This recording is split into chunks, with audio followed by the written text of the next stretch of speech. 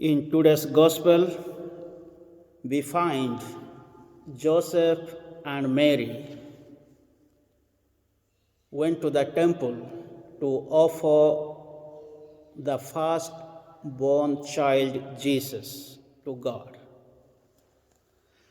And there was an upright and devout man who was old enough. He was filled with the Holy Spirit, and he was inspired by the Holy Spirit to see the Messiah. Then only he would die.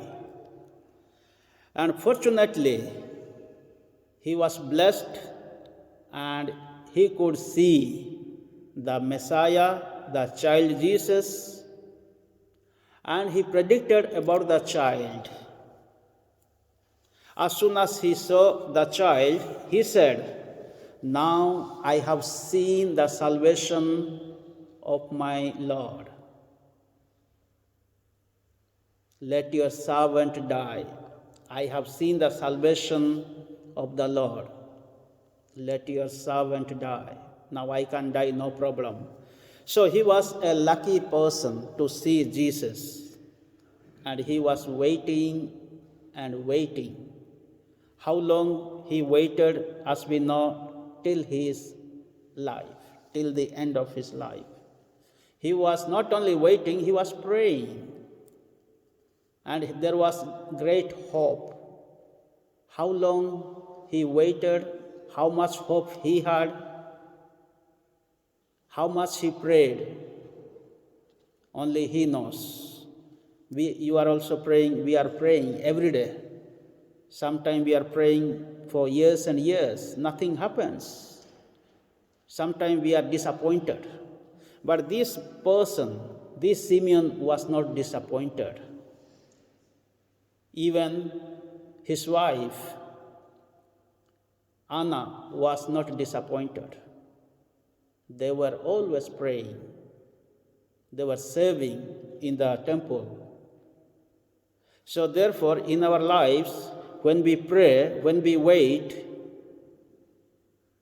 let us not be disappointed, but God is there always to see us, and we will find God. We will experience God's loving presence in our life in spite of problems, difficult moments, even in this time of coronavirus. And in the life of the Holy Family, Jesus and Mary, Joseph, we find 4 virtues. There are so many virtues, but we can point out from the gospel 4 virtues. The first is they were God-fearing people. That is why they went to the temple, they offered the child. The second virtue is humility. With humility, they went to the temple to offer the child to the Lord. The third virtue we find their poverty. Because of their poverty, they could offer a pair of doves or pigeons. They did not take lamb or goat or some other animals, because I think they did not have enough money to buy those animals. Just pigeons, because of the poverty. And the fourth virtue we find courage. They had courage and strength. In spite of a lot of difficulties, still they had courage. We need to have courage. So all these 4 virtues we must cultivate in our life.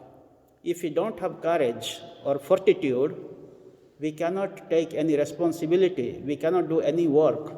In the time of coronavirus, in the time of death or accident or suffering or old age, poverty, what do we need? We need courage.